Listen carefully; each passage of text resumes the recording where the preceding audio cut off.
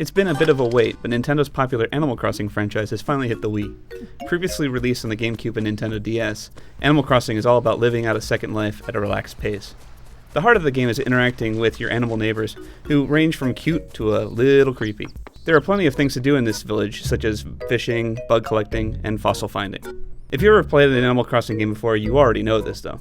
And this is part of the problem. You see, essentially 99% of City Folk is a blended mishmash of the GameCube and Nintendo DS versions. Although this is not a terrible thing since the game is still fun, it means that you're not going to see much new stuff. The Wii game starts out much like the others. You start out as a new resident of a village that you get to name. Rover the cat asks you a series of questions, and your answers determine what you look like. From here, you buy a house from the merciless Tom Nook and get to living your virtual life. One of the biggest additions is the ability to import your character from the Nintendo DS version, but this really only affects how your character will look and what items are unlocked in the catalog of things to buy. So when you bring your DS character over, you won't have all of your items and money in your pockets, but at least you won't have to unlock your items in the store. Animal Crossing City Folk mainly takes its visual look from the DS version, while bringing back the scope of the GameCube version. The rolling log effect returns, which makes it easy to look at the sky, to check your constellations, as well as see new presents floating away. The village size, however, is nearly double the size of the DS one.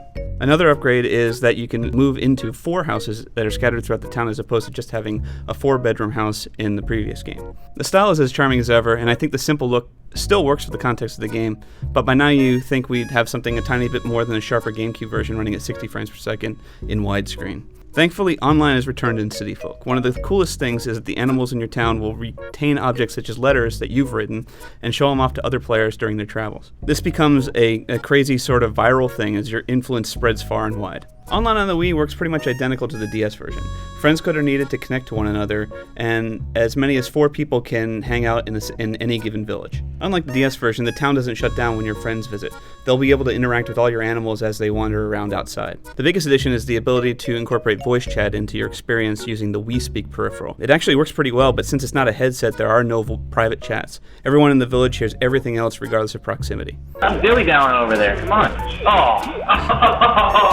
For those without the Wii Speak, they still have the ability to chat using the on-screen virtual keyboard, or they can hook up a US keyboard and type really fast. The biggest design change in City Folk is pretty much the city itself. This is supposed to be a living city outside of your village, but it's somewhat of a cop-out. Everything that's in the city, things like Red Shop or Katana's fortune-telling stand, were already in past versions of the game.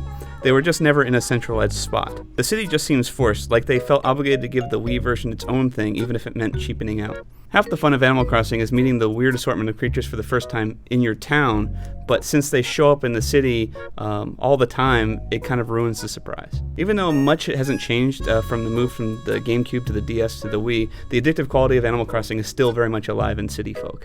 There are a lot of things to collect, a lot of things to discover, and the ability to create is still very much alive in Animal Crossing. And of course, since this is the Wii, they threw in a bunch of Wii motion abilities like casting the rod and chopping trees and digging simply by using motions of the Wii remote. One of my big issues with the DS game also returns in the Wii version.